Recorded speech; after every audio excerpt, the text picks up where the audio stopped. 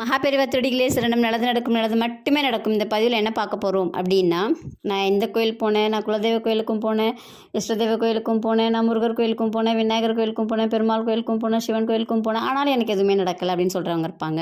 நான் எவ்வளோ பரிகாரங்கள் செஞ்சு எனக்கு நடக்கலை அப்படின்னு சொல்கிறவங்க இருப்பாங்க இல்லைங்களா? அப்போ இதுக்கு எல்லாத்துக்குமே காரணம் என்ன, சூட்சமம் என்ன அப்படின்னு பார்த்தீங்கன்னா, நம்மளுடைய கர்மா, நம்ம சேர்த்து வைத்த புண்ணியம், இல்லை இப்போ நம்ம செஞ்சிட்ருக்கக்கூடிய கர்மான்னு வச்சுக்கோங்களேன். இப்போ இது நம்ம குறைக்கணும் அப்படின்னா, ஒரு பக்கம் நெகட்டிவ் திங்ஸ் அதிகமாக இருக்குது, நீங்கள் பாசிட்டிவ் கொஞ்சோண்டு வச்சுருக்கீங்க அப்படின்னா, நீங்கள் பாசிட்டிவை நேர்மறையை போட போட தான் உங்களுடைய எதிர்மறை குறைஞ்சிக்கிட்டே வரும். அது குறையும் போது தான் உங்களுக்கு நல்லது நடக்கவே ஆரம்பிக்கும். சரிங்களா? இன்னும் நீங்கள் நேர்மறையை குறைச்சிட்டு எதிர்மறையை அதிகமாக்கிக்கிட்டே போனீங்கன்னா எப்படி நல்லது நடக்கும்? நீங்கள் என்ன பூஜை புனஸ்காரம் செஞ்சீங்கன்னாலும் உழுந்து பிறண்டிங்கனாலும் ஒன்றும் நடக்காது. அப்போ என்ன செய்யணும்? எளிமையான வழி தான் இன்றைக்கி நம்ம சொல்ல போகிறோம். ஒரு சின்ன கதை சொல்லிட்டு சொல்ல போகிறோம். சரிங்களா? மேலவாக்கம் அப்படின்னு ஒரு ஊர்னு வச்சுக்கோங்களேன். அது பட்டினத்தார் கோயில் இருக்கும். அந்த கோயில் அந்த ஊரில் நிறைய பேருக்கு தெரிஞ்சிருக்கலாம். அங்கே ஒரு அரசர் ஆட்சி செய்கிறாருன்னு வச்சுக்கோங்களேன். காண்டூகனா ஏதோ வரும்னு வச்சுக்கோங்களேன், எனக்கு அரசர் பேர் தெரியல, எப்பயோ படித்தது.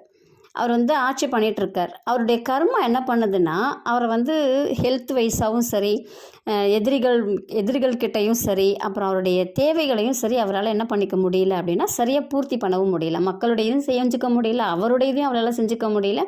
அவருக்குள்ளே ஒரு மனக்குழப்பம் இருந்துக்கிட்டே இருக்குது. அவரால் சரியாக செய்ய முடியலை, ஆட்சியும் சரியாக செய்ய முடியலை, எதிரிகள்கிட்ட இருந்து நம்மளை பாதுகாத்துக்கவும் அவரால் முடியலை.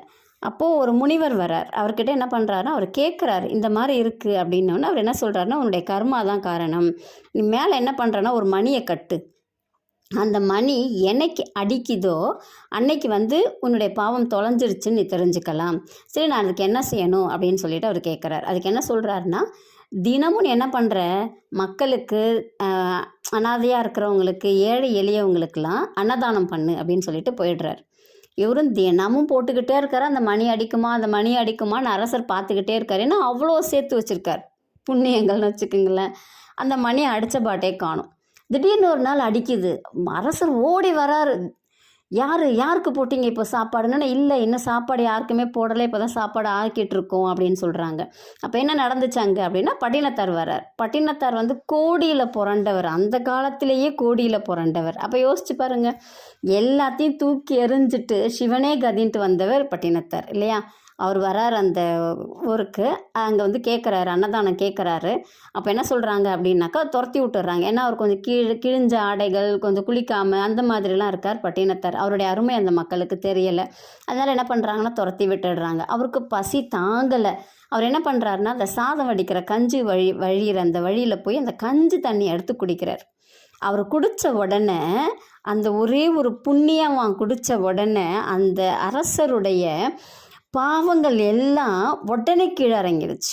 உடனே அந்த மணி அடிச்சிருச்சு. அதை நம்ம இப்போ மணி அடிச்சுலாம் பார்க்க முடியாது இல்லைங்களா? அப்போது உங்களுக்கு நல்லது நடக்க ஆரம்பிக்கும். எப்போது உங்களுடைய கர்மா குறைஞ்சிடுச்சு, உங்கள்கிட்ட இருக்கக்கூடிய தீவினைகள்லாம் குறைஞ்சிடுச்சுன்னா. அப்போ எளிமையாக என்ன சொல்கிறாங்க அப்படின்னாக்கா, அன்னதானம் செய்யணும். நீங்கள் 10 ரூபாய் சம்பாதிக்கிறீங்கன்னா 1 ரூபா அன்னதானம் பண்ணணும். 100 ரூபாய் சம்பாதிக்கிறீங்களா, 10 ரூபாய் ஒரு பிஸ்கட் பாக்கெட் வாங்கி ஒரு 2 நாய்க்கு போடுங்க. உங்களால் முடிஞ்ச வரைக்கும் நீங்கள் நான் அன்னதானம் பண்ணுறேன் அப்படின்னு சொல்லிட்டு இருக்கிறவங்களுக்கு கொண்டு போய் நீங்கள் பர்த்டே பார்ட்டி வைக்கிறேன், தேவையில்லாத செலவுங்க அதெல்லாம். நீங்கள் வைக்கிறது எது தேவையோ அவங்களுக்கு செய்யுங்க. யாருக்கு தேவையோ நீங்கள் அவங்களுக்கு அன்னதானம் பண்ணுங்கள். அதுதான் உங்களுக்கு நிற்கும். இருக்கிறவங்களுக்கே நீங்கள் பிரியாணி போடுறேன், அது போடுறேன், இது போடுறேன்னா அது இன்னும் பாவத்தை தான் சேர்க்கும். நீங்கள் யாருக்கு தேவையோ நீங்கள் அவங்களுக்கு கொடுங்க. உங்களுக்கு தேவையானதே கடவுள் கொடுப்பார்.